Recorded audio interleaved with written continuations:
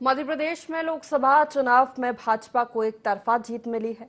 इसमें उन नेताओं का भी बड़ा योगदान रहा जो कांग्रेस और दूसरे दल छोड़कर भाजपा में आए। पूर्व केंद्रीय मंत्री सुरेश पचौरी भी उन्हीं में से एक है। लगभग 4 दशक तक प्रदेश और देश की सियासत में अग्रिम पंक्ति में रहने वाले सुरेश पचौरी ने भाजपा ज्वाइन करने के बाद प्रदेश भर में दौरे किए, अपने समर्थकों को बीजेपी से जोड़ा और कई सीटों पर बाजी पलटाने में भाजपा की मदद की। आइए देखते हैं इसी पर खास रिपोर्ट। मध्य प्रदेश देश में भाजपा का सबसे मजबूत गढ़ बनकर उभरा है। भाजपा ने यहां एक तरफा जीत हासिल की। 29 की 29 सीटें भाजपा की झोली में आई हैं। भाजपा की इस बड़ी कामयाबी के पीछे जिन नेताओं की मेहनत और राजनीतिक प्रबंधन काम आया है, उनमें सुरेश पचौरी भी है। पूर्व केंद्रीय मंत्री सुरेश पचौरी ही वो शख्स रहे जिन्होंने कांग्रेस को ऐसा झटका दिया कि फिर कांग्रेस पूरे चुनाव में संभल नहीं पाई, लड़खड़ाती ही रही। 9 मार्च को जब सुरेश पचौरी ने भाजपा की सदस्यता ली तो उनके साथ 3 वो कांग्रेसी भी भाजपा में आ गए जो कांग्रेस से टिकट के संभावित दावेदार थे। कांग्रेस के संभावित उम्मीदवारों को तोड़ा। संजय शुक्ला इंदौर, विशाल पटेल इंदौर, गजेंद्र सिंह राजूखेड़ी। कांग्रेस के लिए सबसे बड़ा झटका था। पार्टी छोड़ने वाले सुरेश पचौरी के कांग्रेस में कद का इसी बात से अंदाजा लगाया जा सकता है कि कांग्रेस ने उन्हें 3 बार राज्यसभा भेजा। भाजपा ने उनके पार्टी छोड़ने को प्रदेश में ये कहकर भुनाने में कोई कसर नहीं छोड़ी कि जब सुरेश पचौरी जैसे समर्पित नेता की कांग्रेस में उपेक्षा हो सकती है तो बाकी की स्थिति का अंदाजा लगाया जा सकता है। भारतीय जनता पार्टी के परिवार को आपके आने से और बड़ी ताकत मिलेगी और वैचारिक दृष्टि से भी, और आपके जो अनुभव और आपने जो काम गवर्नेंस में किया है उन सब चीजों का अनुभव मध्य प्रदेश की भारतीय जनता पार्टी को मिलेगा। बड़े दुर्भाग्य के साथ कहना पड़ रहा है कि कांग्रेस का नेतृत्व ऐसे सुचिता वाले साफ सुथरे ढंग से देश सेवा को लेकर राजनीतिक क्षेत्र में काम करने वाले लोगों को नजरअंदाज करता है। मैं अपनी ओर से अपने परिवार में हमारे माननीय सुरेश जी भाई साहब बहुत वरिष्ठ नेता है, बहुत अच्छी छवि है। मेरी अपनी ओर से परिवार में आने का आपका सबका वंदन अभिनंदन। श्री सुरेश पचौरी जी जैसे नेता का कांग्रेस पर सम्मान नहीं कर पाए, नहीं रख पाए तो कांग्रेस खत्म होगी, बचेगी कहां से कांग्रेस। मैं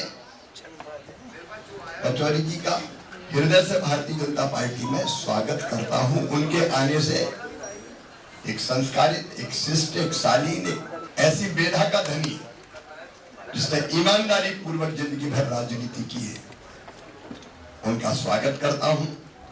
गांधी परिवार के करीबी और संसदीय कार्य मंत्री के तौर पर संकट मोचक रहे सुरेश पचौरी ने कांग्रेस छोड़ने की जो वजह बताई, उसका असर भी कांग्रेस में उनसे जुड़े लोगों पर पड़ा है। अभी पिछले दिनों में जो कुछ राजनीतिक निर्णय हो रहे हैं कांग्रेस के, जो धार्मिक निर्णय हो रहे हैं, वो बड़े असहज करने वाले हो रहे हैं। कभी भी सेना के शौर्य पर प्रश्नवाचक चिन्ह नहीं लगाया जाता, सबूत की बात नहीं कही जाती। जहां तक धार्मिक निर्णयों का प्रश्न है, भगवान श्री राम जी के प्राण प्रतिष्ठा समारोह का जब आयोजन रहा तो उसके निमंत्रण पत्र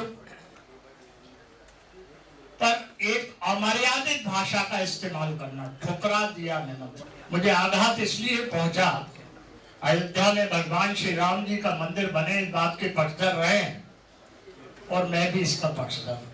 भाजपा ज्वाइन करने के बाद सुरेश पचौरी ने प्रदेश भर के चुनावी दौरे किए। सुरेश पचौरी 4 दशक से भी अधिक समय तक मध्य प्रदेश के अग्रिम पंक्ति में रहे। पहले मध्य प्रदेश युवा कांग्रेस सेवा दल और फिर कांग्रेस के प्रदेश अध्यक्ष रहते उनका प्रदेश भर के कांग्रेस कार्यकर्ताओं से जीवंत संपर्क रहा। चुनाव के दौरान उन्होंने प्रदेश भर में दौरे किए और बड़ी तादाद में कांग्रेस के कार्यकर्ताओं और नेताओं को भाजपा से जोड़ा। पचौरी जी का अपना पूरे प्रदेश में एक नेटवर्क था। स्वाभाविक तौर पर उनके आने के परिणाम स्वरूप भारतीय जनता पार्टी को मजबूती मिली। वहीं कांग्रेस पार्टी का जो संगठन तंत्र खोखला था, उसके अंदर से और ज्यादा जान निकल गई।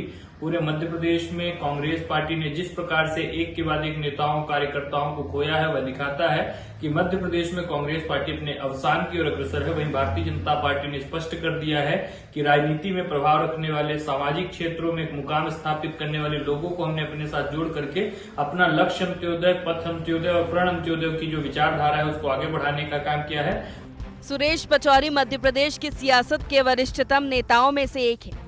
उनके सियासी सफर पर नजर डालें, 1981 से 83 मध्य प्रदेश युवा कांग्रेस के महासचिव, 1984 से 85 मध्य प्रदेश युवा कांग्रेस के अध्यक्ष, 1985 से 88 तक भारतीय युवा कांग्रेस के महासचिव, 1984 से 90 संसद सदस्य राज्यसभा, 1990 गृह मंत्रालय और रक्षा मंत्रालय की परामर्शदात्री समिति के सदस्य, 1990 से 96 संसद सदस्य राज्यसभा, 1995 से 96 केंद्रीय रक्षा उत्पादन राज्य मंत्री, 1996 से 2002 संसद सदस्य राज्यसभा, 2000 राज्यसभा के उपाध्यक्ष पैनल, 2002 से 2008 संसद सदस्य राज्यसभा, 2004 मुख्य सचेतक राज्यसभा, 2004 से 2008 कार्मिक लोक शिकायत पेंशन और संसदीय कार्य मंत्रालय में केंद्रीय राज्य मंत्री, 2008 से 2011 मध्य प्रदेश कांग्रेस के अध्यक्ष।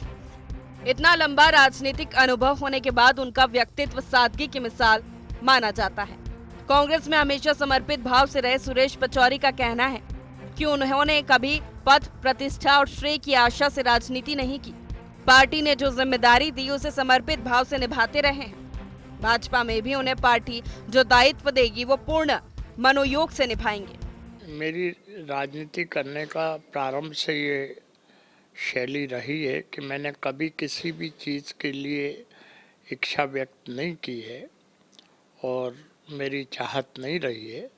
समय समय पर पार्टी ने जो जिम्मेदारी दी, मैं उस कर्तव्य का निर्वहन जिम्मेदारी के साथ निभाता रहा हूँ। प्रदेश और केंद्र दोनों की राजनीति में सुरेश पचौरी की गहरी पैठ रही है।